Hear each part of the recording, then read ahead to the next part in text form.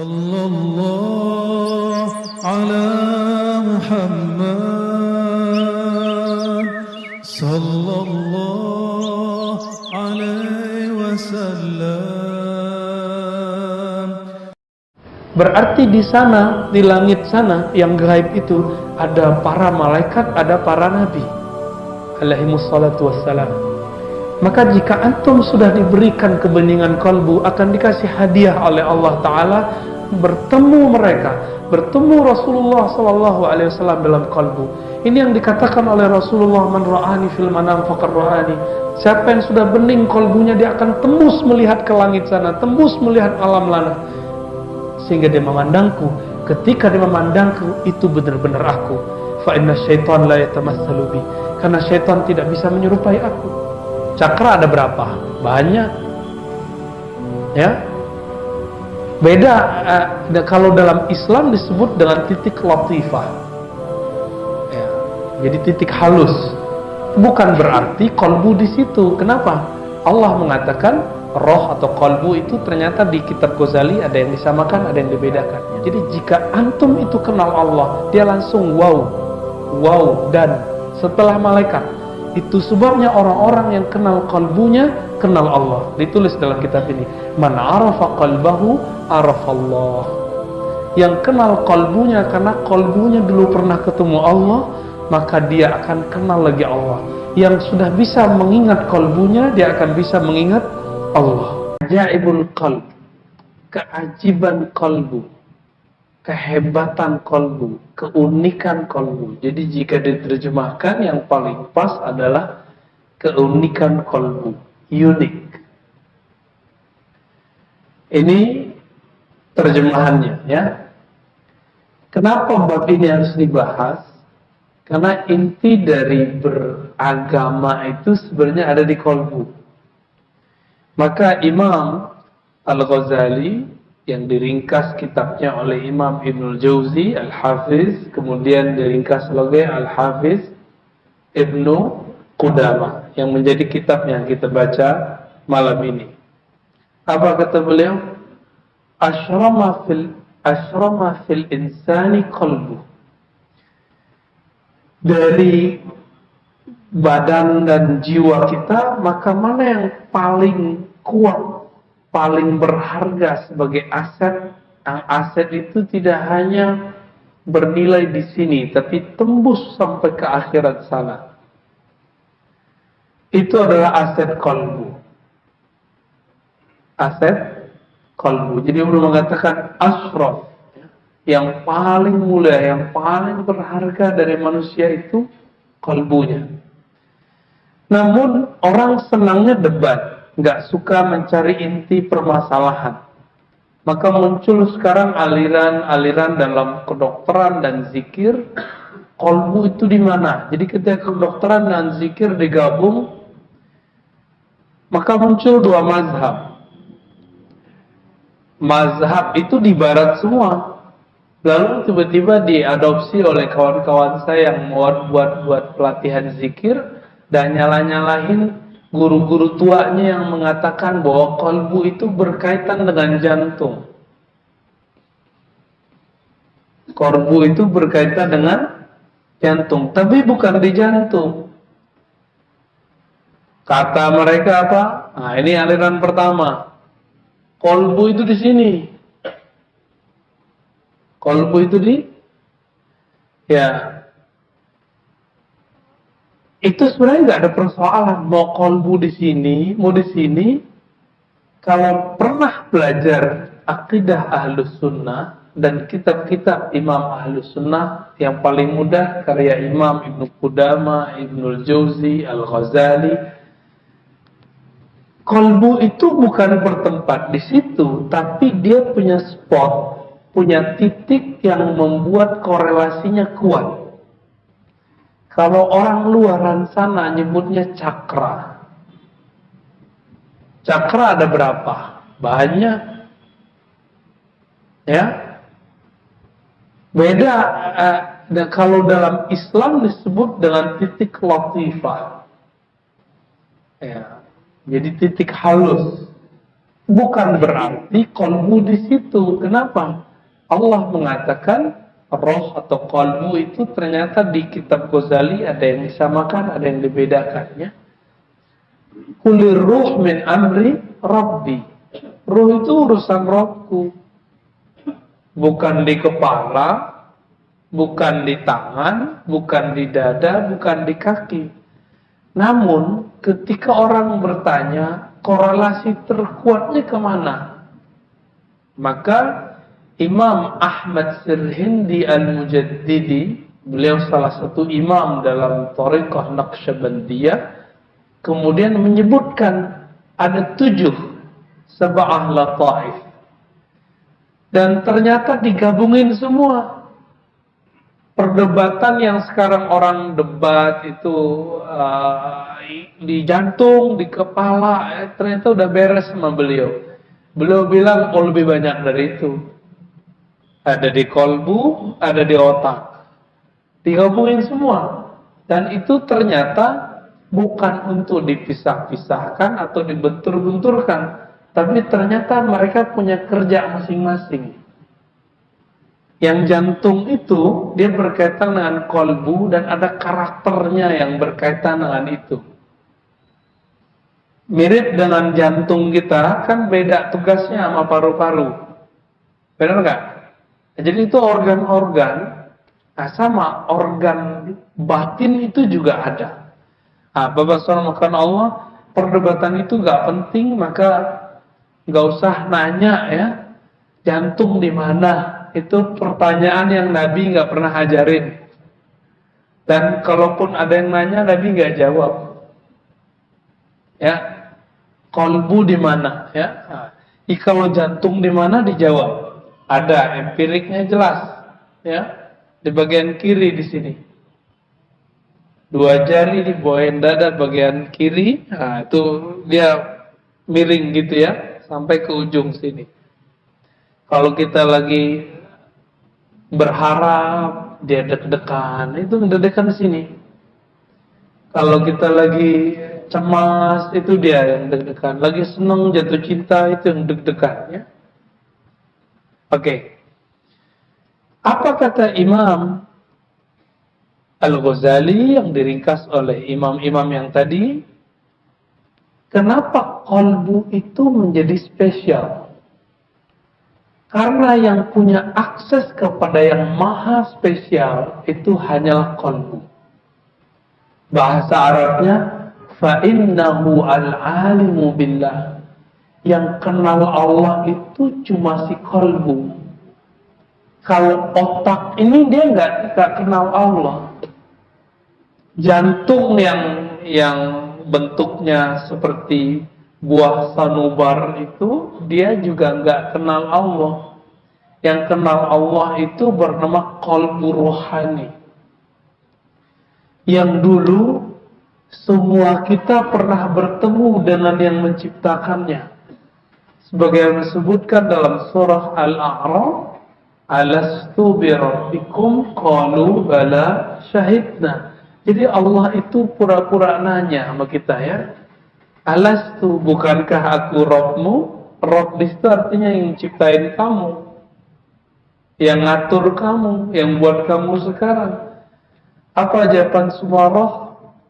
Qalu bala syahid. Qalu itu artinya mereka. Berarti semua roh. Jadi Donald Trump ada di situ, Ahok ada di situ, ya, Jokowi ada di situ, Prabowo ada di situ, Habib Rizik ada di situ. Semua ada di situ. Semuanya. Saya ada di situ, antum ada di situ. Ada semua di situ, ya.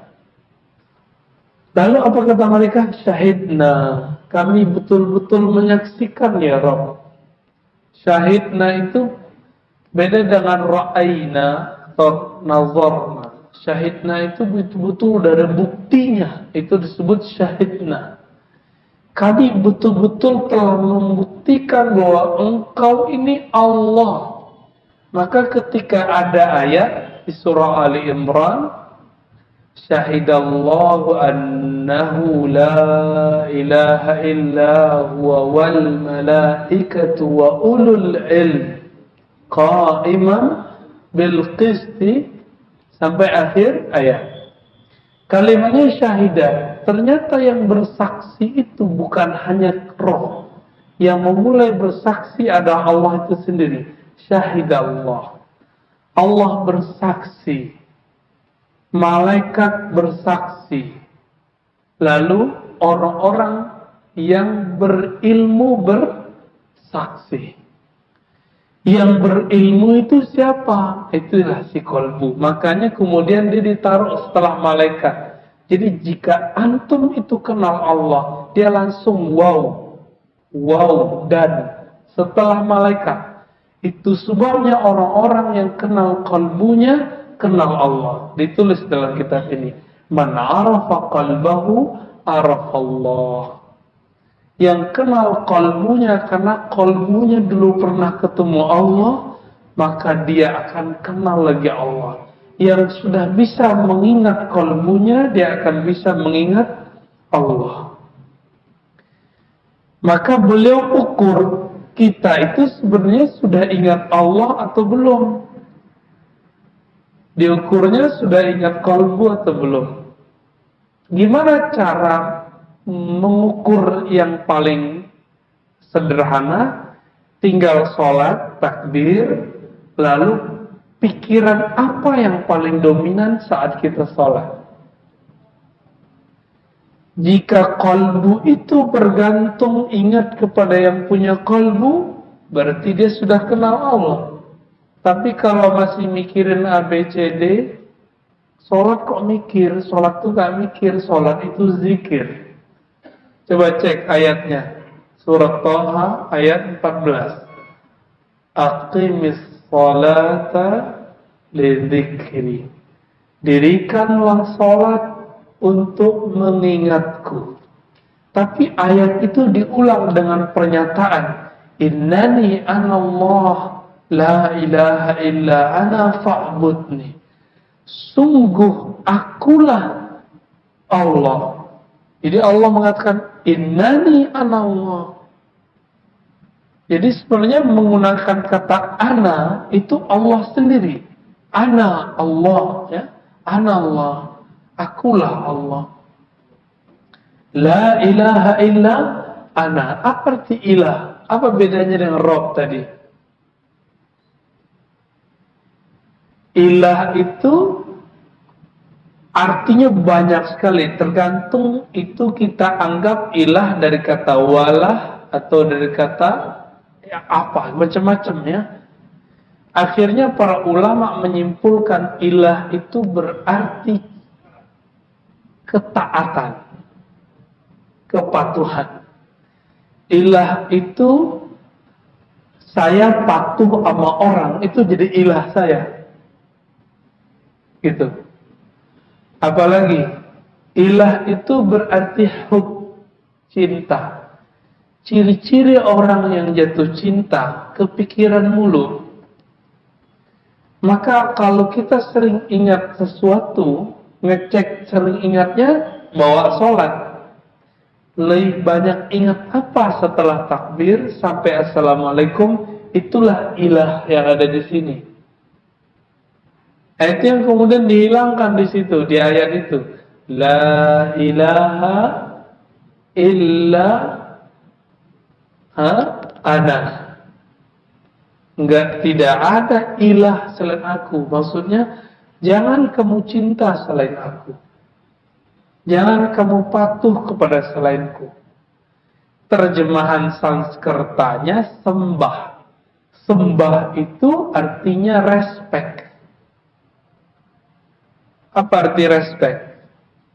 Hormat. Maka kata sembah di kampung saya, sembah kami sampaikan kepada Dato. Itu artinya bukan menyembah. Artinya ta'abbud, ubudiyah. Itu dibedakan. Sembah di situ artinya hormat.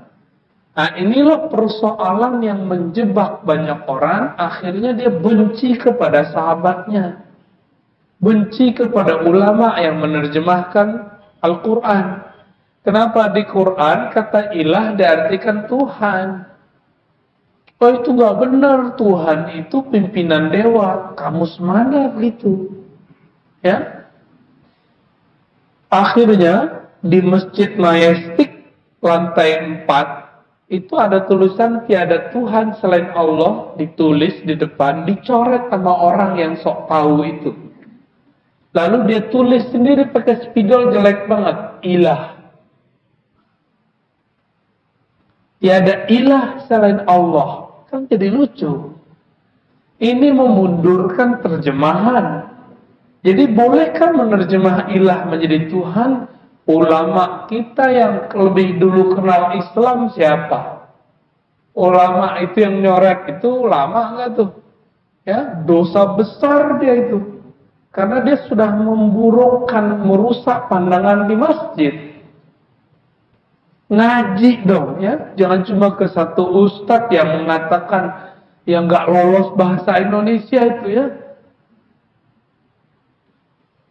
Kalau kita nggak kuliah di Indonesia, nggak nyantri di Indonesia, cuma belajar di luar, pulang kursus aja lagi ya. Jangan nyala-nyalain terjemahan yang sudah dibuat ulama. Ulama yang sudah 20 tahun ngaji di Madinah, di Mekah. Namanya Syekh Abdul Rauf Al-Jawi As-Sinkili. Ya. Singkil ya. Itu Aceh sono. Itu 20 tahun ngaji di Mekah Madinah. Gurunya ahli hadis bernama Syekh Ahmad Al-Qushashi dan murid beliau, asisten beliau namanya Al-Qurani. Itu muhaddis kabir. Semua ahli hadis kalau punya silsilah ijazah hadis pasti nyambung sama orang ini. Dua imam ini. Ya. Itu Syekh Abdul Rauf nulis kitab terjemahan, ya, Terjemahanul Mustafid atau apa namanya ya. Sudah ada yang nulis itu. Ditulis kalimat terjemahan la ilaha itu tiada yang berhak disembah. Kadang tiada Tuhan, ada semua. Roh itu Tuhan, diterjemahin semua. Biasa kok. Lebih lama dia ngaji daripada kalian yang mengharamkan kata Tuhan. Tinggal T-nya gede atau kecil. Belajar dong huruf kapital bahasa Indonesia. Gergetan kita sudah ya. Jadi kita kalau sudah bilang tiada Tuhan selain Allah, langsung dia berangkat pergi. Gak mau lagi ngaji sama kita. Dianggap kita ini penyembah berhala. Betapa jahilnya itu orang. Gak tahu nanya. Baca buku-bukunya. Abdul Rauf As-Sinkili abad keberapa? Gak tahu. Baca sendiri deh ya. Sehingga jadi Islam ini bukan barang baru di negeri ini. Terjemahan ilah bukan barang baru di negeri ini. Gitu. Ya. Tapi kalau udah bahas akidah gitu, saya jadi agak sedikit naik suaranya ya. Udah, kita kembali ke qalbu lagi deh. Biar adem. Allahumma sholli ala Muhammad.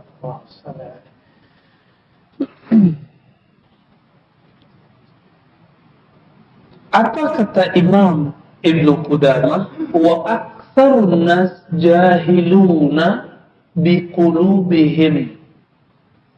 Nah, itu kalimatnya. Kebanyakan orang itu tidak kenal qalbunya wa nufusihim, dirinya. Beliau ini ahli hadis, nggak mau menggunakan sebuah kalimat yang masyhur di kalangan ahli zikir, ahli qalbu, ahli sufi, ahli tazkiyatun nufus, terserah antum mau sebut mana, orangnya sama kok ya. Ini persoalan lama lagi tuh ya. Gengsi nyebut tasawuf pakai istilah tazkiyatun nafs, isinya sama. Apa kata mereka? Man arafa nafsahu faqad arafa rabbahu. Karena beliau sensitif dengan kata-kata itu, siapa yang kenal diri, kenal rohnya, beliau ganti. Man arafa qalbahu arafa rabbahu. Siapa yang kenal kalbunya, maka dia kenal Robnya. Tapi isinya sama nggak tuh? Sama. Bedanya beliau nggak bilang hadis karena beliau ahli hadis. Nah ini PR. Kalau antum ahli hadis, ada orang salah nyebut hadis, nggak usah ditahzir. Nggak usah ditahzir. Wasiat bil haq, bis sabar. Nggak langsung ngamuk-ngamuk. Ya, nggak langsung bilang zindik itu jahil, nggak usah bilang gitu, langsung bilang mohon maaf ini hadisnya tidak sahih gitu, selesai itu. Kalau dia nggak terima baru kita bilang ente baru jahil gitu. Tapi kalau udah kita kasih tahu, kita bilangin baik-baik, pakai cara lo bilanginnya. Orang-orang ahli tasawuf itu, ahli tarekat sufi itu mereka ahli kolbu. Maka sentuh kolbunya. Jangan singgung amalannya. Mazhab fikih dia sudah beda sama kita. Sekali singgung mereka, antum ngomong kolbu aja dia nggak terima. Gitu. Ini yang terjadi pada Ustadz favorit antum semua, Ustadz Abdul Somad. Ustadz Abdul Somad kurang sufi apa? Kurang ahlus sunnah aswaja apa? Tapi karena beliau cuma ngomong khilafah, langsung kawan kita yang satu lagi nggak seneng gitu ya. Itu aja masalahnya. Padahal sama, fikihnya sama, akidahnya sama. Nah, ada beliau sensitif. Nah, semoga ini selesai semua lah ya. Di kalangan yang memfavoritkan Ustadz, jangan terlalu emosional juga ya, santai aja. Lalu dikatakan oleh beliau, kenapa orang tidak bisa langsung kenal dirinya? Emang di Quran sudah dibilang, sudah dikatakan bahwasannya Allah yahulu bainal mar'i, ya, antara mar'i dengan dirinya. Memang sudah ada kalimatnya yahulu bainal mar'i wa qalbi, antara sisi dia intelektualnya dengan kolbunya memang kadang dipisah. Coba aja cek, kita udah berusaha untuk khusyuk, nggak bisa khusyuk, pikirannya jalan kemana-mana. Artinya antum nggak berkuasa menguasai kalbu. Kenapa kalbu nggak bisa kita kuasai dalam sholat? Kok nggak bisa dikontrol itu kepikiran kemana-mana itu? Padahal kalau sholat udah pakai baju koko, udah pakai kopiah, udah pakai gamis bahkan, pakai sarung bahkan, ternyata khusyuk bukan di situ. Bahkan jenggot pun kita panjangin. Kenapa? Karena jenggot itu tidak menyebab khusyuk. Ya, baju koko tidak pernah menyebabkan khusyuk. Dia itu bab fikih, nutup aurat. Jenggot itu bab performan, az-zinatu wal libas dalam Sahih Bukhari ya. Dari mana khusyuk itu? Khusyuk itu di kolbu. Khusyuk itu cuma di kolbu, ya. Tapi khusyuk itu mainannya adalah pandangan kolbu, karena khusyuk itu berkaitan dengan pandangan. Nah, ikhwan akhwat fillah, bapak saudara yang melakukan Allah, gimana caranya mengenal kolbu? Itu nanti. Nah, sekarang kita ketahui diagnosa dulu, kolbu kita yang mana nih? Kolbu yang terganggu atau bukan? Maka kolbu dibagi 3. Kolbu yang sakit, kolbu yang mati, dan kolbu yang sehat. Insya Allah yang hadir ini kolbunya nggak ada yang mati, alhamdulillah. Ya. Tapi kalau sakit mungkin ada.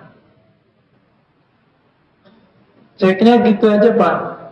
Kita suka makan, misalnya suka makan sayur asem, suka makan rendang, suka makan soto, sop iga. Tapi sekali ini orang buat, kita kayak mau muntah. Itu salah makanannya apa salah badan kita nggak enak? Kita yang nggak enak. Jangan salahkan makanannya. Ketika sholat nggak enak, bukan karena suara imam nggak enak. Khusyuk itu bukan pada suara yang enak. Kalau suara enak itu kita sebut sholatnya dengan suara merdu, bukan dengan khusyuk, itu beda. Misalnya, imamnya suaranya merdu, terus antum nangis. Kita tanya, nangisnya ingat kampungnya. Contohnya, malam takbiran, nangis nggak? Kenapa? Ingat emak di kampung. Ingat dulu bawa obor di kampung. Ingat dulu takbiran waktu di kampung. Itu bukan tangis karena Allah. Itu tangis karena kangen pulang kampung. Tapi itu udah kabar gembira. Apa kabar gembiranya? Kalau udah bisa nangis, berarti kolbunya udah lembut. Cuma, kabar nggak gembiranya, Imam Ibnu Mubarak nulis kitab Az-Zuhud, ilmu kolbu. Apa kata beliau? Tangisan itu ada lebih dari 9, kira-kira 9 lah, 9. Semuanya bukan karena Allah kecuali satu, yaitu tangis karena takut kepada Allah, harap kepada rahmat Allah. Takut karena dosa, kemudian disiksa Allah, nangis. Nah, itu dia. Itu yang bisa madamin api neraka. Kita udah sholat, takut tidak diterima oleh Allah. Lalu ada harap Allah terima. Muncul tangisan itu. Maka tangis itu ada dua. Tangis karena sedih, takut, atau tangis karena bahagia. Ketika seorang anak dapat juara, pertama kali dapat juara dia nangis. Itu lagi sedih atau bukan? Orang tua yang sudah jadi orang tua nih ya, yang sudah punya anak tuh udah tua walaupun punya uban ya. Anaknya juara, tiba-tiba kita berlinang-linang air mata ya. Kata teman, matamu kenapa bro? Cowok kok nangis. Ya ternyata kita terharu anak kita dapat juara. Atau hafal surat amma yatasaalun, atau hafal juz amma, kita terharu. Ya Allah, aku nggak hafal surat ini, anakku hafal. Itu tangisan apa? Itu tangisan bahagia. Tangisan bahagia. Tapi kalau nonton TV, ada mama, mas-mas, bapak-bapak, rumahnya biasa, parah lah ya, nggak standar, datangi sama tim TV, bedah rumah, dibilangin, ini ada duit bantu untuk bedah rumah, nangis dia. Itu nangis apa tuh? Tapi sebelum itu, dia nangis juga, ditanya, berapa penghasilan sehari Pak, Bu? Dia nangis juga, nangis kenapa? Hidup kayaknya susah banget. Jadi, antara nangis sedih sama nangis senang dapat duit, dekat sekali. Dekat sekali. Ikhwan akhwat fillah, saudara bukan Allah. Si kolbu itu tidak disifati dengan nangis. Nangis itu efek di badan. Efek di mata. Kolbu itu dia disifati dengan apa? Yang tadi, bahagia atau sedih. Tapi kalau nangis itu di luar. Kenapa kita terhalang untuk mengakses kalbu, sehingga kita tidak bisa mengenal yang punya kalbu, yaitu Allah Ta'ala? Jawabannya sederhana. Di sini banyak sekali ya disebutkan perumpamannya. Kita bisa ringkas kembali ke karya Imam Ghazali. Imam Ghazali mengatakan, menukil sebuah hadis dari Nabi SAW, Sesungguhnya syaitan laula yahumuna ala qulubi bani Adam. Seandainya syaitan itu tidak menutupi kalbu manusia. Kita manusia bukan? Manusia ya. La nazaru ila malakutis sama. Tentu mereka akan tembus pandang melihat alam kerajaan langit.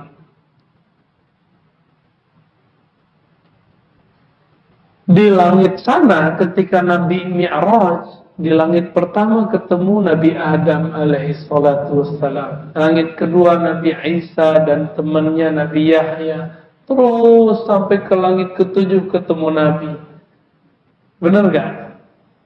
Berarti di sana, di langit sana yang gaib itu ada para malaikat, ada para nabi alaihi salatu wassalam. Maka jika antum sudah diberikan kebeningan kalbu, akan dikasih hadiah oleh Allah Ta'ala, bertemu mereka, bertemu Rasulullah Sallallahu Alaihi Wasallam dalam kalbu. Ini yang dikatakan oleh Rasulullah, man ra'ani fil manam faqad ra'ani. Siapa yang sudah bening kalbunya, dia akan tembus melihat ke langit sana, tembus melihat alam lana, sehingga dia memandangku. Ketika dia memandangku, itu benar-benar aku. Fa inna syaitan la yatamassalu bi. Karena syaitan tidak bisa menyerupai aku. Tapi kenapa kita tidur kok nggak lihat Rasulullah? Kok yang terlihat Avanza lagi, ya, Alphard lagi, Pajero lagi, rumah lagi, proyek lagi, ini lagi. Kenapa itu yang muncul? Gak usah sedih. Kita lagi proses untuk menghilangkan donor itu noda. Noda itu yang terpancar. Itulah yang tampak. Teman-teman semua, Nabi mengatakan, an-nasu niyamun idza matu intabahu. Orang-orang itu sebenarnya dia tidur. Kita itu tidur. Orang tidur melek atau merem. Jadi nggak bisa lihat kan? Ketika mereka mati, basirah pandangan matanya baru bangun, baru jaga, baru melek. Makanya Umar mengatakan, mutu qabla anta mutu. Sebelum kamu benar-benar mati, kamu melek dululah tentang alam akhirat. Itu disebut mati sebelum mati. Gimana caranya? Sebelum betul-betul memejam mata dan tidak pernah lagi membukanya, maka kita belajar zikir, zikir memejam mata. Nah, itu ada tekniknya. Ya. Ada caranya, dan itu diijazahkan guru kita dari gurunya sambung sampai kepada Ali bin Abi Thalib, kepada Abu Bakar, kepada Umar, Utsman, kepada Abu Hurairah, Salman Al-Farisi, dari Nabi Sallallahu Alaihi Wasallam. Nggak bid'ah. Tapi ada orang yang tidak punya pemahaman itu, tapi dia nggak ngerti, dia buat hukum. Oh, nggak boleh zikir pejam mata, mirip sama Buddhis. Dari mana itu ya? Kalau begitu antum yang pakai tasbih mirip Buddhis dong. Ya. Kita pergi haji pakai baju ihram, nggak ada jahitnya, mirip sama pendeta. Biksu nggak mirip sekali. Ya, warnanya aja bedanya. Maka Imam Ghazali mengatakan, manusia itu punya roh. Rohnya itu satu jenis dengan malaikat. Jadi ini kabar gembiranya. Jadi antum itu punya roh. Rohnya itu makhluk langit. Tapi nyampe di sini kok pesek-pesek gitu ya. Kok ada yang brewok, ada yang enggak gitu ya. Ada yang macam-macam deh. Ada yang ada kemajuan perut, ada yang kemajuan pipi, macam-macam. Kenapa beda? Nah, ini tubuh. Ini tubuh mirip kayak hewan. Mirip persis. Kita punya bulu, si monyet punya bulu. Jadi jangan bangga dulu kalau dadanya berbulu ya. Itu saudaranya sama gorila tuh. Ya, jangan bangga dulu kuat ya. Itu kalah sama kerbau. Kalah. Maka ketika kita betul-betul jadi manusia, kita nggak hanya ngurusin tubuh. Antum silakan ikut fitness, tapi jangan dewakan tubuh ini. Ya, sengsara nanti ya, capek. Yang emang kerjaannya harus butuh wajah gagah, cantik, jangan terlalu memanjakan muka ini. Suatu saat dia akan keriput kok. Ya. Wajah yang cantik itu kan yang kita baca dalam iftitah. Wajah tuh, wajahnya itu wajah apa? Bukan wajah ini, tapi wajah kolbu. Karena kolbu itu hanya mau menghadap kepada Allah. Lalu sekarang kok ketika sholat, kolbu kita nggak bisa berkiblat kepada Allah. Tubuh udah ke Ka'bah, mata udah ke tempat sujud. Apalagi kurangnya? Kurang kolbunya, ketutup. Apa yang menutupinya? Pertama, disebut dengan karakter hewan ternak. Apa karakter hewan ternak? Hewan ternak itu ada pada kita, suka makan, benar nggak? Suka makan, minum, ngoceh, ya itu burung-burung kalau udah kenyang ngoceh aja tuh ya, meow itu ya, bertweet itu ya. Sekarang jadi Twitter. Apalagi mohon maaf, aktivitas seksual itu bagian dari hewani. Maka pembeda kita dengan hewan, makan, minum, tidur, ngomong, dimulai dengan basmalah. Jadi minum itu dengan bismillah. Bahkan Nabi mengajarkan orang sudah menikah, hubungan spesial pakai bismillah. Supaya beda dengan al-an'am itu, karakter hewan itu. Nah, siapa yang sudah mulai melakukan itu, dia sudah nggak hewani lagi. Antum udah nggak sama lagi sama hewan. Nah, semoga kita mulai dari pagi tadi lebih banyak basmalahnya. Bismillah mau jalan, bismillah mau makan. Jadi beda hewan dengan manusia yang kenal Allah, makan apa? Makannya orang kenal Allah, dia makan karena ingin kuat mengabdi kepada Allah. Supaya kuat nanti berdiri di hadapan Allah. Supaya kuat nanti jalan menafkahi hamba Allah bernama anak istri. Itu. Maka makannya orang yang kenal Allah bukan karena dia ingin memenuhi perutnya. Bukan kalau ini enak nih. Enggak. Udah begitu belum? Kita latihan ya sama-sama. Ntar malam yang mau makan, coba ya Allah saya mau makan karena ingin mengabdi kepada Engkau. Tolong kuatkan satu suap ini untuk menjadi modal untuk ibadah kepada Engkau dalam ibadah formal ataupun ibadah sosial. Antum kerja itu kan ibadah juga. Saya bolehkah sholat itu kalau nggak ada orang lihat, terus sholat maghrib saya buat 2, boleh nggak? Kan nggak ada orang lihat.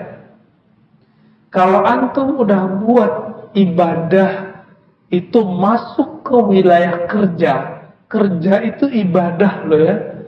Kerja itu ibadah. Beranikah saya korupsi waktu? Beranikah saya korupsi duit? Nggak berani. Kenapa? Saya anggap ini ibadah.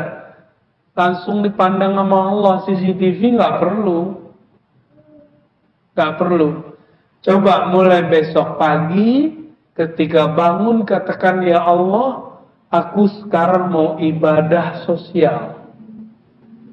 kerja. Coba rasain nikmatnya hidup. Sehingga kita dari bangun tidur sampai tidur lagi itu bersama Allah. Sujudnya orang kerja adalah kepatuhan, tidak korupsi. Rukuknya dia adalah menghormati pakem-pakem dari Allah. Ketika ini haram dia nggak ambil, ini syubhat tidak jelas dia tidak ambil. Itu sudah ruku lagi kerja. Maka orang-orang yang sudah ruku dengan ruku yang formal, buktikan. Ketika orang beda sama kita masih respect, kita kasih tahu dengan baik. Kita jadi atasan, ada kesalahan di tim kita nggak hardik dia. Kenapa? Kita pribadi yang ruku. Kalau enggak, antum an'am. Ya. Sama kal an'am, balhum adol. Balhum adol itu apa? Enggak disebutkan di situ. Balhum adol itu disebutkan di Quran, ayat yang lain, ya. Masih di surat-surat yang berdekatan juga, bahkan di dalam surat itu juga. Maka disebutkan di Quran seperti kamasalil kalb, seperti anjing guguk. Anjing guguk itu sifatnya buas. Ini yang disebut. Jadi dulu saya bertanya panjang lama. Ulaika kal an'am, mereka itu seperti binatang ternak, tapi lebih sesat. Lebih sesat itu apa? Oh, ternyata ada karakter binatang buas. Siapa yang menjelaskan itu? Imam Ghazali. Itu cerdasnya Imam Ghazali. Yang sekarang orang bilang Ghazali sesat. Ghazali itu dia mau memuntahkan filsafat tapi nggak bisa. Antum itu sok tahu tentang Ghazali. Justru Ghazali itu yang mensterilkan falsafah. Kalau nggak ada Ghazali, semua filsafat haram semua hari ini. Teman saya mengharamkan filsafat, ternyata dia masih belajar salah satu bagian filsafat. Apa itu? Matematika filsafat loh ya. Dia haramkan mantik, tapi dia belajar matematika. Itu namanya mengharamkan apa yang dia makan sendiri. Kan banyak sekali ya. Dulu teman-teman saya di kedokteran, kebetulan saya baru pulang dari kedokteran UNAN yang di Padang. Itu mereka banyak soleh-soleh lah ya. Tapi dulu kita punya teman orang kedokteran, dia haramkan filsafat dan mantik. Saya bilang, kamu tahukah sejarah filsafat kedokteran? Gak tahu. Kamu tahukah Ibnu Sina itu siapa? Itu filosof.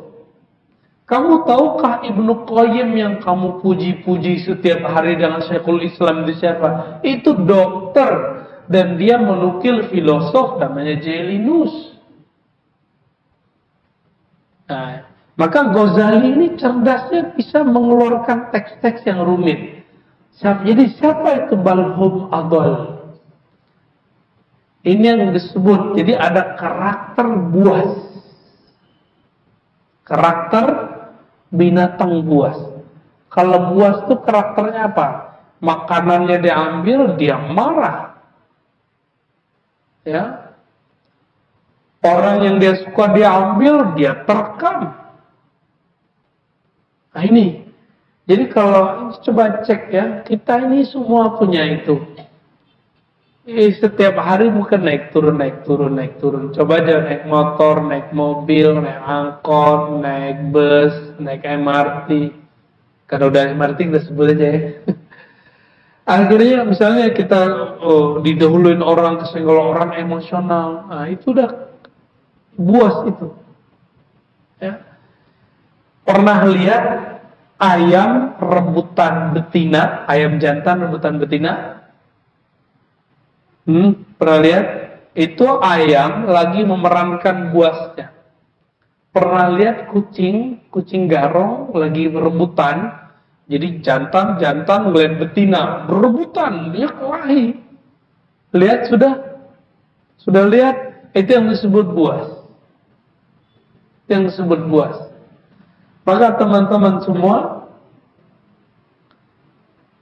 Ini yang membuat kalbu kita tidak bisa langsung mengakses kepada Rabbul Arwah, kepada yang menciptakan kalbu, ciptakan roh.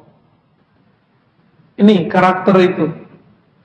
Makanya Allah mensyariatkan puasa. Puasa itu untuk dua jenis. Apa kata Nabi Sallallahu Alaihi Wasallam? Ya, puasa itu apa tadi? Nahan makan ya. Nah itu puasa untuk nggak jadi hewan ternak. Kita semua bisa Pak. Kita semua bisa. Biar nggak jadi hewan ternak cukup puasa dari pagi sampai sore. Tapi ternyata di hadis Imam Bukhari dan Muslim Nabi berkata, "Idza kana saumu yaumu saumi ahadikum." Jika pada hari kamu berpuasa ada orang qatalahu, ingin ngajak dia tengkar, apalagi au syatamahu, ngajak perang mulut, dihardik, ngajak debat. Apa kata Nabi? Falyaqul inni shaim. Katakan aku shaim. Maka shaim di situ sudah masuk ke puasa dari karakter buas. Puasa dari karakter buas. Udah puasa dari karakter buas belum? Emosional. Sudah belum? Belum? Sudah? Ya? Cek aja sendiri ya. Nah, dalam hal ini maka Imam Ghazali, ya Imam Ibnu Jauzi, Ibnu Qudamah yang mengikhtisar kitab ini kemudian mengatakan, inilah yang disebut madakhil iblis. Nah, maka nanti ada karakter ketiga, karakter syaitaniyah. Sukanya apa? Sukanya nipu, sukanya manas-manasin orang, besar mulut tapi penakut aslinya. Nah ini kalau karakter itu ada pada seseorang, kalau dia jadi politisi, dia jadi politisi syaitani. Dia suka bikin gaduh, jadi provokator. Jadi provokator. Kalau dia ustadz, dia bikin gaduh jamaah. Ada juga ustadz syaitani itu ada, bikin gaduh jamaah. Ya semoga kita nggak ada itu semua. Nah, maka mesti ini dipuasakan juga. Tapi puasa ini bukan dengan puasa fisik atau puasa emosional tadi. Puasanya cuma satu. Memuasakan pikiran dari banyak pikiran, lalu mengaktifkan kalbu untuk zikir. Mana dalilnya? Dalilnya ada di hadis, ada di Quran ya. Kalau di Quran kan banyak. Ala bizikrillah tatma'innul qulub, kita sudah tahu semua. Surah Ar-Ra'd ayat 28. Kalbu hanya tenang, steril kalau dia nyebut nama Allah. Oke. Di hadis dikatakan, hadisnya Hasan, bahwa kalbu itu ternyata diperebutkan oleh dua makhluk, setan dan malaikat. Jika dia zikir, maka setan tidak bisa masuk. Nah, oleh karena itu, puasanya kalbu adalah dengan banyak zikrullah. Ini bukan zikir lisan. Subhanallah bukan. Subhanallah itu zikir lisan biasa. Ini zikir kalbu. Zikir kalbu hanya menyebut namanya. Zikir otak adalah mengingat kebesarannya. Nah, jangan diadu-adu. Jangan diadu, jangan dipindah-pindah, jangan ditinggalkan salah satunya. Dua-duanya harus dipakai. Maka teman-teman semua sahabat yang melakukan Allah, ketika kita belajar kalbu, kenapa kita tidak bisa mengakses ke kalbu sehingga tidak bisa mengakses kepada Allah? Karakter itu kok masih ada. Ya. Nanti di lain waktu, kalau kita sudah sehat lagi, kita akan buat cara mengenal kalbu secara teori dulu. Kalau mau secara praktis itu pakai zikrullah. Ya, ada prakteknya. Tapi tentu bukan di tempat terbuka seperti ini ya. Hanya kepada orang yang mau. Karena zikir itu mirip kayak sekolah, kurikulum yang mau ikut. Kalau enggak usah. Ya. Kira-kira itu Bapak saramakan Allah. Semoga kajian ini diridhai oleh Allah. Jika ada kesalahan kita Allah ampuni, jika ada noda di kalbu kita Allah bersihkan. Wassallallahu ala nabiyina Muhammad subhanakallahumma wa bihamdika asyhadu an la ilaha illa anta astaghfiruka wa atubu ilaik. Assalamualaikum warahmatullahi wabarakatuh.